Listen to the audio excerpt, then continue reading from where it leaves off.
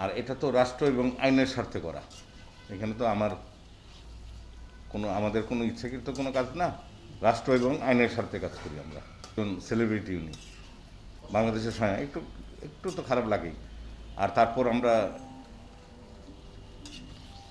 আইন এবং রাষ্ট্রকে শ্রদ্ধা করে এটা জুডিশিয়ালভাবে করা হয় আইনের কারণে। মানসিকভাবে প্রেশার করার প্রশ্নই ওঠে না, এটা তো আমার একটা জব, চাকরি। এটা তো অনেকেই আপনার জানতে চাইছে যে কীভাবে মারা গেছে, এটা তো আগ্রহ থাকেই সবার। এখন আমি তো আর এই রিপোর্ট দেওয়ার মালিক না, দেওয়ার মালিক হচ্ছে ডাক্তার সাহেব, যিনি ময়নাতদন্তকারীর মেন, যে ডক্টর পোস্টমর্টম করছেন উনি। এখানে আমার চাওয়া পাওয়ার মানে কিছু নেই, যেটা সত্য তো এটা আপনারা আসেন দেখবেন এবং আইন শৃঙ্খলা বাহিনী দেখবে। এবং ডাক্তার সাহেব যা পাইছে রিপোর্টে তো দিছেই উনি। ওই দিন বন্ধের দিন ছিল আমার যা মনে হয়, অফিস বন্ধ ছিল। ওই দুপুর নাগাদ আমাদের এখানে কাজের চাপ কম ছিল, আমি ওই আমার লোকজন নিয়ে রুম পরিষ্কার করছি, মানে রুমটা গুছিয়ে নিলাম। শনিবার দিন অফিস খোলা, তখন আমি পরিষ্কার করে আমার বাসায় একটু ফোন দিলাম, মানে বাসায় লক করলাম যে বাসা থেকে দুপুরে খাওয়াটা অফিসে পাঠায়ও না, আমি বাসায় এসে খাবো, কাজ নাই। তখনই আপনাদের এক মিডিয়ার এক সাংবাদিক, ওনার নামটা জানি না, খেয়াল নেই আমার, উনি এসে আমাকে বলতেছে, দাদা সালমান শাহ মারা গেছে জানেন নাকি? আমাকে না তো, কী বলেন আপনি? এমনি আমি একটু হতচকিত হয়ে গেছি আর কি। পরে বললো জানেন না? আমাকে না জানি না। আমি বললাম তাহলে ভাই আপনার কাজ করুন, ডেড বডি আসলে তো এখানে এসে পড়তো, আপনি ইমার্জেন্সি মর্গে যে একটু খোঁজ নেন। ইমার্জেন্সির কথা বললাম, হাসপাতালের কথা। উনি চলে যাওয়ার এই 10 মিনিট পারও হয়নি মনে হয়, তারপর দেখি লোকজন একবারে এখানে আপনাদের মিডিয়ার অনেকে আসলো যে ডেড বডি ভাই আসতেছে। পরে তো যা হবার, লোকজন লোকরান্য হয়ে গেল, পুলিশ আসলো ওই ময়নাতদন্ত করার জন্য যে শ্রোথাল যে কাগজপত্রগুলো, যে প্রয়োজনীয় যে ময়নাতদন্ত করতে যে কাগজপত্রগুলো লাগে ওগুলো রেডি করলো। রেডি করার পরে ডেড বডি আসার সাথে সাথে আমি আবার স্যারকে জানাই দিলাম, ফোন দিয়ে জানালাম যে স্যার এই ঘটনা। ওই সময় তো ওই যে কয়েন দিয়ে ফোন করতে হয়, ওই সময় তো মোবাইলের যুগ নেই, আমাদের হাতে মোবাইল নেই কারো। ওই স্যারকে, যে ডাক্তার ডিউটিরত ডাক্তার তেজেন স্যার, তাকে জানাইলাম। স্যার বলে যে কাগজটা রেডি হওয়ার সাথে সাথেই আমাকে একটু তুমি করো, এখন তাই লাভ নেই। স্যার বললো তো কাগজ মানে শেষ পর্যায়ে তখনই আমি ফোন দিই, স্যার তো সাথে সাথে এসে পড়ছে।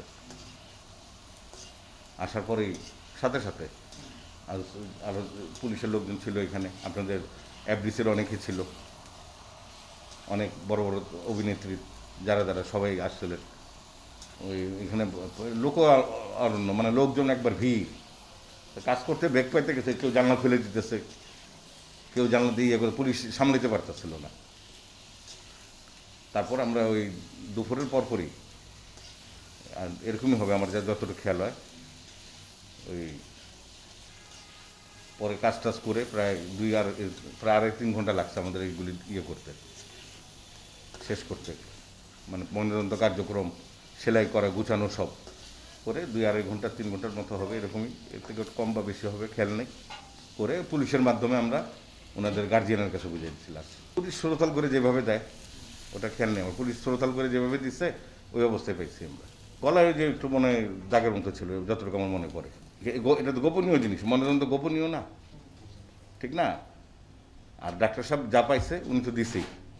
এখন কারো যদি কোনো ইয়ে থাকে তো তার মা যার সন্তান হারাইছে তারও তো একটা বেদনা আছে, স্বাভাবিক, এটা আমার ক্ষেত্রে হলেও হতো, ঠিক না? এখন করেন, দেখেন এখানে না আমার কিছু বলার নেই, এখানে এটা ডাক্তার সাহেব পোস্টমর্টম করছে, আমি ডাক্তার সাহেবের অ্যাসিস্ট্যান্ট হিসাবে কাজ করছি। আমার যতটুকু কাজ একজন সরকারি কর্মচারী হিসাবে, 14th শ্রেণীর কর্মচারী হিসাবে এবং মর্গ সহকারী হিসাবে যতটুকু করার ওইটা করছি। রিপোর্ট দেওয়ার মালিক তো আমি না, উনি যা পাইছে উনি দিছে, আমার শুধু কাজ করা। আপনি ধরেন আপনি আমার স্যার, আপনি আমাকে সাজেস্ট যে করলেন এটা করো, এটা কাটো, এটা করো, এটা করো, পোস্টমর্টমের যা যা নিয়ম এইভাবেই একবার লিগেলভাবে পালন করা হয়েছে। আমি তো একই কথা, এর আগেও কোর্টে ডাকছিলাম, গেছিলাম আমি। এখানে তো আমার সাক্ষীর কিছু না, আমি তো এখানে নিম্ন শ্রেণীর কর্মচারী, আমার কি এখানে নিয়ম তো যে ডাক্তার সাহেব পোস্টমর্টম করছে, ওই পোস্টমর্টম করছে উনি সাক্ষী তো দিতেছেন। এখন আমরা তো এখানে ডাক্তারকে সাজেস্ট করা, মানে অ্যাকসেপ্ট করা, মানে উনি মানে সহযোগিতা করা ডাক্তার সাহেবকে, সহযোগিতা। স্যার আমাকে যেভাবে বলছে আমি এভাবে কাজ করছি। এখানে রিপোর্ট দেওয়ার মালিক তার আমি না, উনি তো অবসরে চলে গেছে। এখানে যেটা আমি মানে যেটা সত্য এটা হোক, যেটা সত্য স্যার যা পাইছে তো রিপোর্ট ওই সময় তো আমরা রিপোর্ট দেওয়ার মালিক না, ডাক্তার সাহেব যা পাইছে দিচ্ছে। এখন যদি কারো যদি কোনো ইয়ে থাকে দেখুক, আমাদের তো এখানে কিছু করার নেই। আমার কি করার বলেন? আমি এখানে, আপনি আমার স্যার, আপনি আমাকে বলছেন, আমি কাজ করছি, সেলাই করার মালিক করছি, কাটার মানে যতটুকু করার পোস্টমর্টম যা করার, যা মানে আমাদের আইনগত দিক দিয়ে যা করার করছি, করার পর ডেড বডি সুন্দরভাবে তার গার্জিয়ানের কাছে বুঝিয়ে দিচ্ছি। কোনো একটা ট্র্যাজেডি হয়, লোকজন এই হয়, আমরা এই মৃত্যু আমরা কেউ কাম্য করি না। ওই যে আমি আবার বললাম, যদি এই আমারও হতে পারে এরকম অস্বাভাবিক মৃত্যু, আমার কেউ আত্মীয় স্বজন হইলে খারাপ লাগে। এই মৃত্যু কারোর জন্য আমরা মানে মানে মাথায় রাখি না। আর ক্লান্ত লাগে না। আপনি যদি এখন অবসরে আসেন, হ্যাঁ হ্যাঁ, তাহলে ধরে নেন যে আপনি চাকরি করতে আছেন, না, এগুলো শুনে এইসব কাজ তো জটিল কাজ, ক্লান্ত তো থাকতেই হয়, কিন্তু আইন চাকরি পেশাগত দায়িত্ব পালন করা।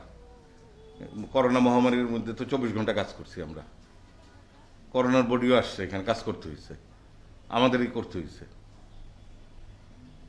ধরেন মার্ডার হয়েছে, ওই রুগীর করোনা হয়ে গেছে, করোনা সিমটম, ওটার তো রিস্ক নিয়ে আমরা কাজ করছি। তা আল্লাহ তো ভালোই রাখছে।